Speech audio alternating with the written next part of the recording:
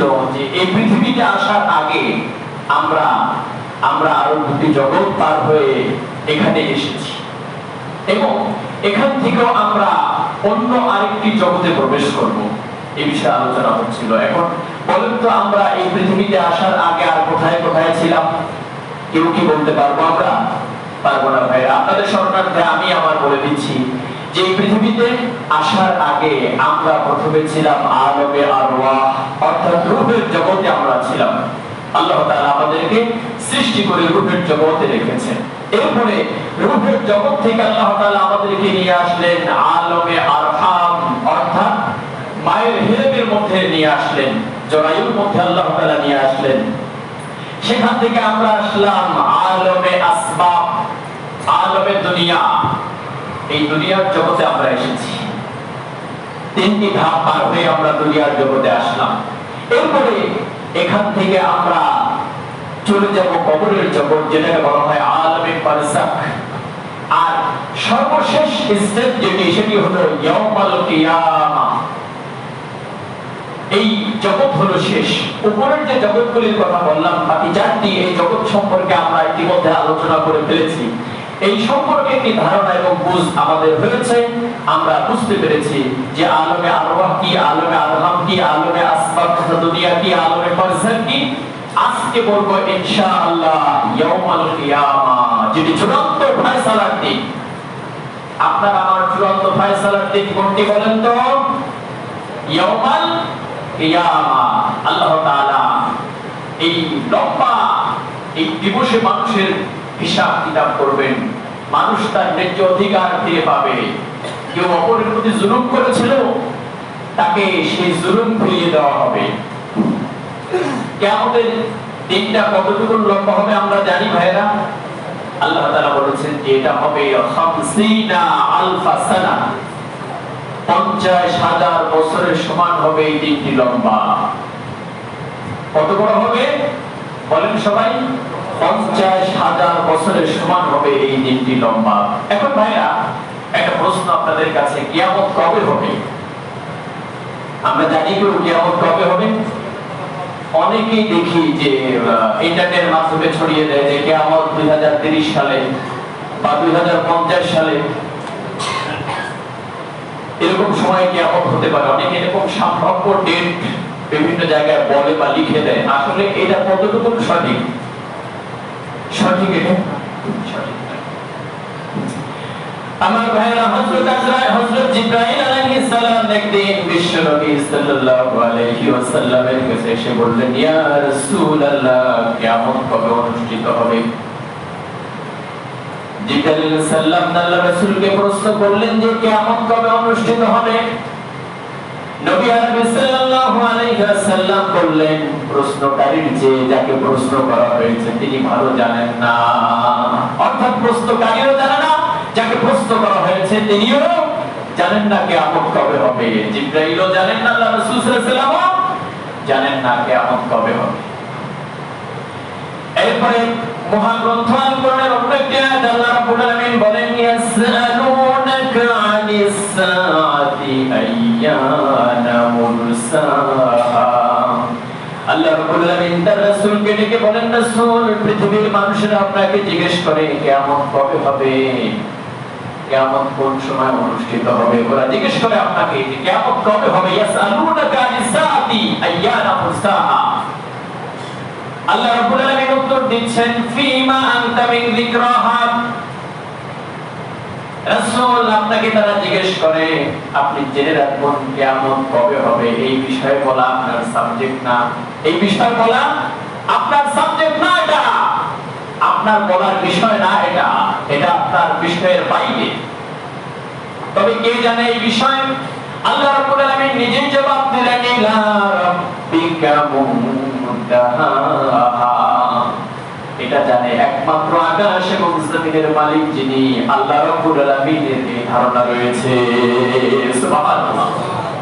এই কিয়ামত সম্পর্কে কেউ জানে না। পৃথিবীর কোনো মানুষ যারা সম্ভাব্য এই ডেট তৈরি করছে বা বলছে যে কিয়ামত অমুক তারিখে হবে, সম্পূর্ণ মিথ্যা। আল্লাহ রাসূল সাল্লাল্লাহু আলাইহি ওয়াসাল্লাম নিজেও জানেন না।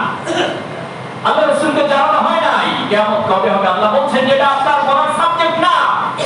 তিনি তিনি বলতে পারেন না কিয়ামত কবে হবে। তবে এই কিয়ামতটা কিভাবে হবে, শুরুটা কেমন হবে, আল্লাহ তাআলা এটা মহাগ্রন্থ আল কোরআন একটা চিত্র আমাদের জন্য এঁকে দিয়েছে।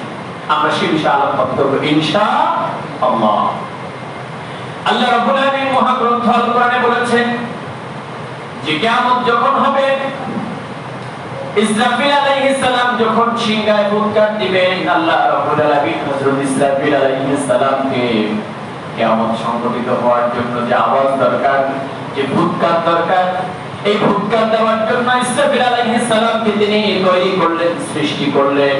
আর সৃষ্টির শুরুতেই আল্লাহ রাব্বুল আলামিন তাকে এক বিশাল সিংহা হাতে ধরিয়ে দিয়ে তার ঠোঁটে সেট করে দিয়ে রেখে দিয়েছেন।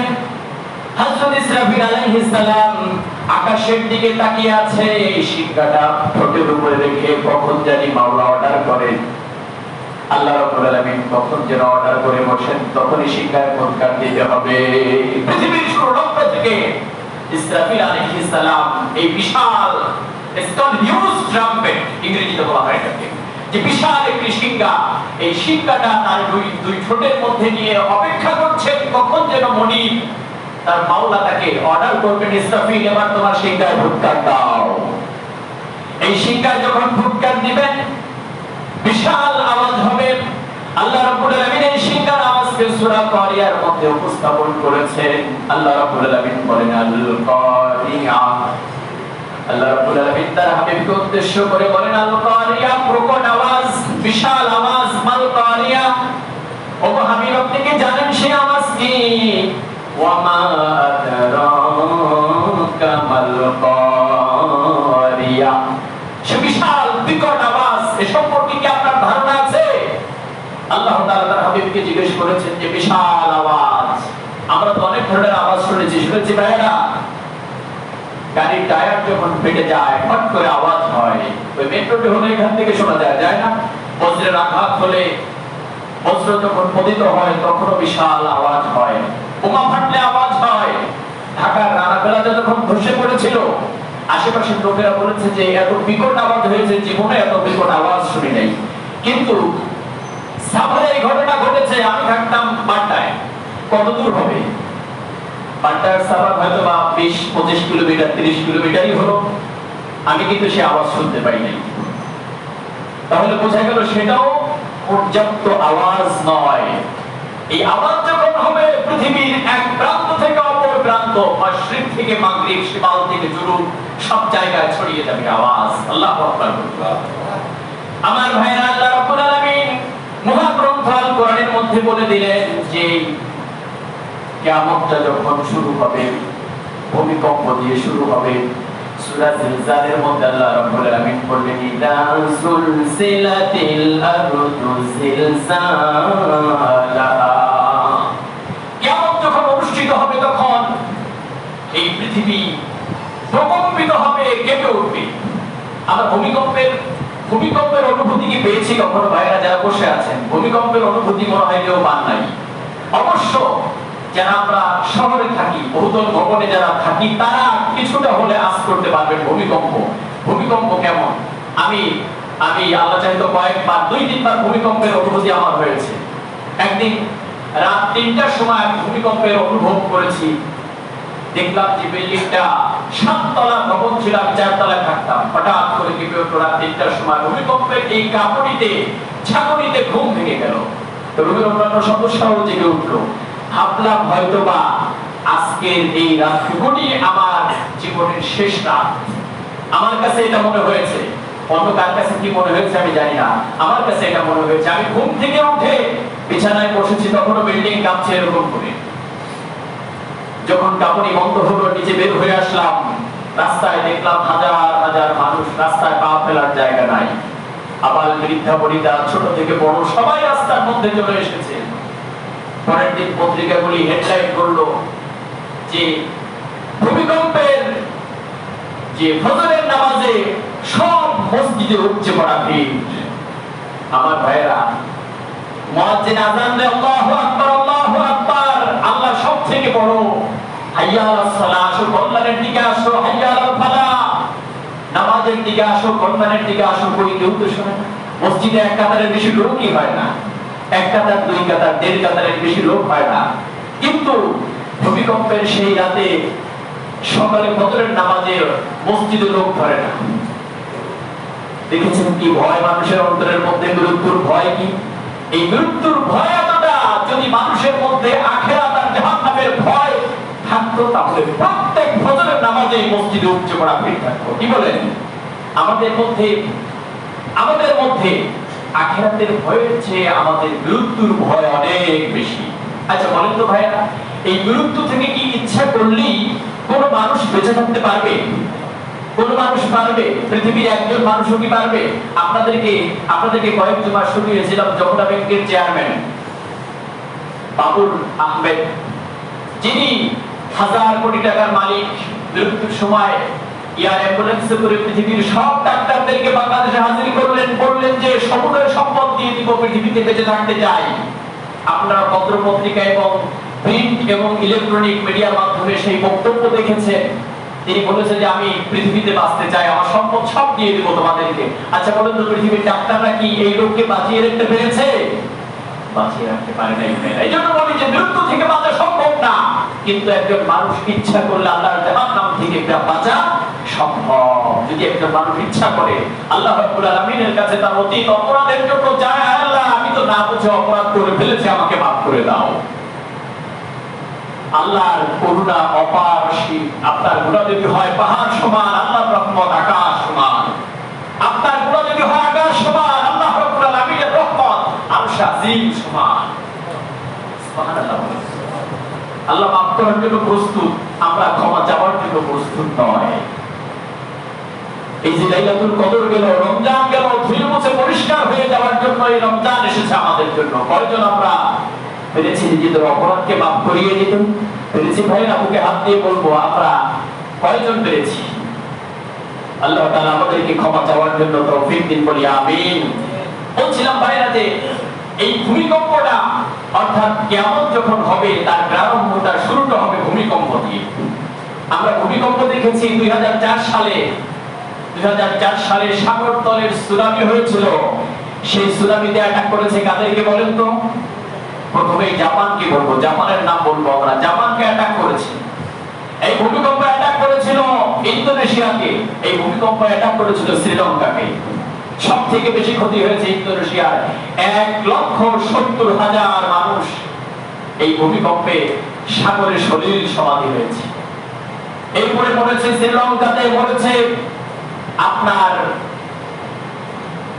তাদেরকে বলবো জাপানের লোকজন মরেছে। এখন বলুন, জাপান তো পৃথিবীর সবথেকে প্রযুক্তি নির্মাতা দেশ। আপনারা যারা লেখাপড়া করেছেন বা প্রযুক্তি সম্পর্কে সামান্য ধারণা আছে তারাও বলবেন যে এই পৃথিবীতে জাপানকে বলা হয় ফাদার অফ টেকনোলজি, অর্থাৎ প্রযুক্তির পিতা তাদেরকে বলা হয়। এরা সারা পৃথিবীতে নিজেদের পণ্য উৎপাদন করে এবং পৃথিবীতে সাপ্লাই দেয়, এবং তাদের পণ্যের একটা কদরই আলাদা। এই জাপান তাদের এই প্রযুক্তির উৎকর্ষতায় তারা তাদের রাস্তাঘাট, তাদের বিল্ডিং, এগুলি দিয়ে পৃথিবীর সব থেকে মডার্ন রাষ্ট্রে তারা পরিণত হয়েছে। প্রযুক্তির উৎকর্ষ দিয়ে তারা স্থাপনায় সব থেকে সেরা। এখন বলুন, এই যে 1000 বছর ধরে গবেষণা করে তারা যেই সভ্যতা তৈরি করলো, যে স্থাপত্য শিল্প তৈরি করলো, তারা তো নিজেদেরকে ভেবেছিল আমরা স্বয়ং সম্পূর্ণ, পৃথিবীতে আমরা প্রযুক্তিতে সব থেকে বেশি শক্তিশালী। আল্লাহ বললেন না না, আল্লাহ কয়েক সেকেন্ড সময় দিলেন, একটা সুনামি দিলেন, তাদের 1000 বছরের সভ্যতা, স্থাপত্য, শিল্প সব ধ্বংস করে দিলেন। বলেন এবার সত্যিকার আল্লাহ রাব্বুল আলামিন। এবার প্রশ্ন, আরেকটি কথা বলবো। আরেকটি ভূমিকম্প হয়েছিল হাইতির রাজধানী পোর্ট অফ প্রিন্সে। ভূমিকম্প হয়েছিল 7 মাত্রার ভূমিকম্প। এই ভূমিকম্পে হাইতির রাজধানীতে প্রায় 2 লক্ষ লোক মরে গিয়েছিল। সামান্য ভূমিকম্প। আল্লাহর সেই কিয়ামতে যেটা হবে, কিয়ামতের সেই ভূমিকম্পের কাছে এগুলি কিছুই না, নাথিং, কিছুই না। এই ভূমিকম্প তো কয়েকটি দেশ জুড়ে হয়েছে, সুনামি হয়েছিল কয়েকটি দেশ জুড়ে। আমাদের বাংলাদেশেও তার অনুভব আমরা পেয়েছি। খাল বিলের পানি এপার থেকে ওপারে চলে গিয়েছিল, আমরা এর অনুভূতি পেয়েছি। কিন্তু এই আল্লাহ রাব্বুল আলামিন কিয়ামত দিয়ে যে ভূমিকম্প দিবেন, সেটা কি শুধুমাত্র জাপানে হবে? বলেন, সবাই কথা বলতে হবে। শুধু জাপানে হবে? জাপানকে তো বলা হয় ভূমিকম্পের দেশ। প্রতিদিন ভূমিকম্প হয় সেখানে, তাহলে মনে হয় শুধু জাপানে হবে, শ্রীলঙ্কায়, ইন্দোনেশিয়ায় হবে, বাংলাদেশে হবে শুধুমাত্র? না না ভাইরা, এই যে ভূমিকম্প আল্লাহ তাআলা বললেন ইদা সুলসিলাতিল আরদু জিলজালাহা, এটা শুধু বাংলাদেশে নয়, শ্রীলঙ্কা নয়, শুধু মালদ্বীপে নয়, সারা পৃথিবী জুড়ে এক যুগে এই ভূমিকম্প হবে। আল্লাহু আকবার বলবো না? এই ভূমিকম্প হবে ভাইরা। আল্লাহ রাব্বুল আলামিন সেই ভূমিকম্পের কথা বলতে গিয়ে সূরা জিলজালের মধ্যে বললেন ইদা সুলসিলাতিল আরদু জিলজালাহা। আমার ভাইরা, আল্লাহ রাসূল সাল্লাল্লাহু আলাইহি ওয়াসাল্লাম হাদিসের মধ্যে বলেছেন যে পৃথিবীতে বিপদ আপদ মুসিবত এই ভূমিকম্প আসার জন্য চারটা কারণ আছে, এবং সেই কারণগুলি হলো আমাদের নিজেদের হাতের কামাই। এই কারণগুলি যে দেশে বেশি থাকবে সেখানে ভূমিকম্প বেশি হবে।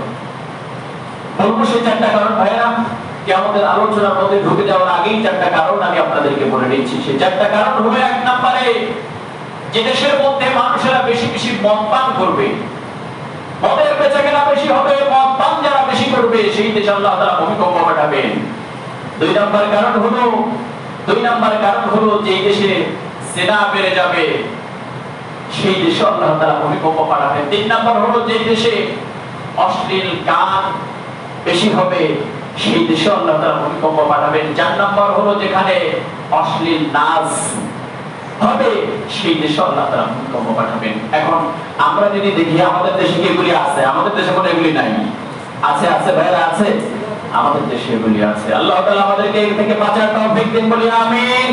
যুবক ভাইদেরকে বলবো, ভাইরা, এই কনসার্ট, গান বাজনা এগুলি থেকে নিজেদেরকে ফিরিয়ে এনে আল্লাহ এবং তার রাসূলের আদর্শের দিকে আসুন। এই গান আপনি কখন চলে যাবেন বলাও যায় না। শিল্পকলা একাডেমিতে একজন শিল্পী গান পরিবেশন করলেন, 1 সেকেন্ডের নাই ভরসা।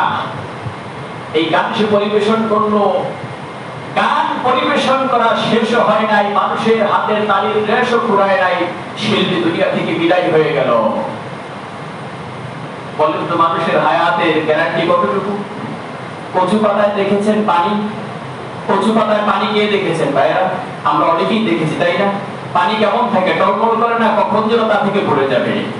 এই কচু পাতার পানির একটা স্থায়িত্ব কাল আছে। মানুষের হায়াতের অনিশ্চয়তা এর চেয়েও বেশি। আপনি কখন পড়ে যাবেন? এখানে এসেছেন, ঘরে ফিরে যেতে পারবেন কি? এই নিশ্চয়তা আছে? এই নিশ্চয়তা আমাদের কারো কাছেই নাই। এজন্য ভাইরা, বিশেষ করে যুবক ভাইদেরকে বলবো, যাদের গায়ে এখন রক্ত আছে, এই রক্তটাকে ইসলামের জন্য কাজে লাগাতে হবে। রাজি আছেন না ভাইরা? আল্লাহ আমাদেরকে তৌফিক দিন, বলি আমিন। এই সকল অপরাধ থেকে আমাদেরকে বাঁচতে হবে ভাইরা। তবে বিজ্ঞান বলছে যে 3টা কারণে পৃথিবীতে ভূমিকম্প হয়। কয়টা কারণে বলেন? 3টা কারণে। আল্লাহ রাসূল সাল্লাল্লাহু আলাইহি ওয়াসাল্লাম বলেছেন 4 কারণে, বিজ্ঞান বলছে 3 কারণে। 3 কারণে, তাদের কারণও ঠিক আছে। আল্লাহ রাসূল সাল্লাল্লাহু আলাইহি ওয়াসাল্লাম যে ভবিষ্যৎবাণী, যে কথা বললেন, সেটাও ঠিক আছে। এই কাজ করলে এগুলি ঘটবে। তার মধ্যে 1 নাম্বার যে কথা বিজ্ঞানীরা বলেছেন, সেটা হলো ভূগর্ভের মধ্যে, অর্থাৎ মাটির নিচে বিভিন্ন শিলা স্তর আছে, বড় বড় শিলা স্তর। এই শিলা স্তর যখন এক জায়গা থেকে আরেক জায়গায় চলে যায়, অর্থাৎ এটা যখন ডিসপ্লেস হয়ে যায়, তখন পৃথিবীতে ভূমিকম্প হতে পারে। নিচের জায়গা যখন ডিসপ্লেস হবে, তখন উপরের অংশটা কেঁপে উঠবে, এটাকেও বলা হয় ভূমিকম্প। 2 নম্বর হলো, যদি আপনার কি বলে যে আগ্নেয়গিরি থেকে যে অগ্নি উৎপাত হয়, লাভা বের হয়, মাটির নিচের পাথর গলে উপরে বের হয়, নিচের অংশ ফাঁকা হয়ে যায়, নিচের অংশ ভরাট করতে যখন অপর অংশ থেকে মাটি এদিকে চাপ দেয়, তখন ভূমিকম্প হয়। আর 3 নাম্বার হলো গ্যাসীয় চাপ। আমাদের দেশে বিভিন্ন গ্যাস ফিল্ড আছে না, প্রতিনিয়ত মাটির নিচ থেকে গ্যাস তুলে ফেলা হচ্ছে। এই গ্যাস তুলে ফেলার কারণে ভূমিকম্প তৈরি হয়। এজন্য আমার ভাইয়েরা, তো মানুষ যখন তার মধ্যে অপরাধ বৃদ্ধি পাবে, আল্লাহ তাআলাও শিলা স্তরকে রিপ্লেস করে দিবেন, সেখান থেকে সরিয়ে দিবেন, গ্যাসীয় চাপ তৈরি হবে, এইভাবে করে ভূমিকম্প তৈরি হবে। আল্লাহ তাআলা আমাদেরকে এই ভূমিকম্প থেকে বাঁচার তৌফিক দিন, আমরা বলি আমিন। যদি কখনো ভূমিকম্পের মধ্যে পড়ে যান, বিপদের মধ্যে পড়ে গিয়েছেন, একটা দোয়া রাসূল শিখিয়ে দিয়েছেন।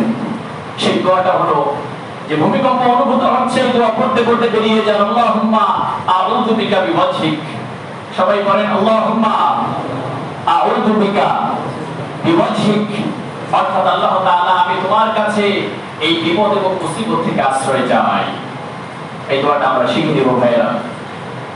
এখন যে ভূমিকম্পের কথা আপনাদেরকে আমি বললাম, যে এই ভূমিকম্প আর সেই ভূমিকম্পের মধ্যে পার্থক্যটা কি আমি আগেই বলে ফেলেছি, যে সেই ভূমিকম্প আর অর্থাৎ কিয়ামত দিবসে যে ভূমিকম্প হবে আর আমাদের ছোটখাটো বিভিন্ন দেশে যে ভূমিকম্প হয়, সেই ভূমিকম্পের মধ্যে পার্থক্য হচ্ছে এটাই, সেটা একটা নির্দিষ্ট অঞ্চল জুড়ে হবে, আর এই ভূমিকম্প সারা পৃথিবীর সব জায়গায় একযোগে হবে। ইসরাফিল আলাইহিস সালাম প্রথম যে শিঙ্গার ফুৎকারটি দিবেন, সেই ফুৎকারের নাম হলো নাফখাতুল ফাজা। এই ফুৎকার দেওয়ার সাথে সাথে পৃথিবীর সব পাহাড় পর্বত নদী নালা সব কিছু একাকার হয়ে যাবে। সেই ব্যাপারটি বলতে গিয়ে আল্লাহ তাআলা মহাগ্রন্থ আল কোরআনে বলেছেন, ইযা রুজ্জাতিল আরদু রাজ্জাও ওয়া বুসাতিল জিবালু বাসসা। আল্লাহ রাব্বুল আলামিন এই আয়াতে কারিমার মধ্যে বলেছেন, সিংহায় যখন ফুৎকার দেওয়া হবে তখন সমস্ত পৃথিবী প্রকম্পিত হবে। ওয়া বুসাতিল জিবালু বাসসা, আর পাহাড়গুলি সব ভেঙে খান খান হয়ে যাবে, টুকরা টুকরা হয়ে যাবে। সূরা নাবার মধ্যে আল্লাহ তাআলা বলেছেন, ওয়া সুয়্য়িরাতিল জিবালু ফাকানাত সারাবা। আল্লাহ রাব্বুল আলামিনের অর্ডারে ইসরাফিল আলাইহিস সালাম যখন সিংহায় ফুৎকার দিবেন, তখন এই পাহাড়গুলি দুনিয়াতে চলতে শুরু করবে। মানুষ যেরকম হেঁটে বেড়ায়, এই পাহাড়গুলি এরকম হেঁটে বেড়াবে। হাঁটতে হাঁটতে চলতে চলতে পাহাড়গুলি এক সময় মরুভূমিতে পরিণত হয়ে যাবে, খানখান হয়ে যাবে, ধুলাবালিতে পরিণত হয়ে যাবে। কি আজব কাণ্ড!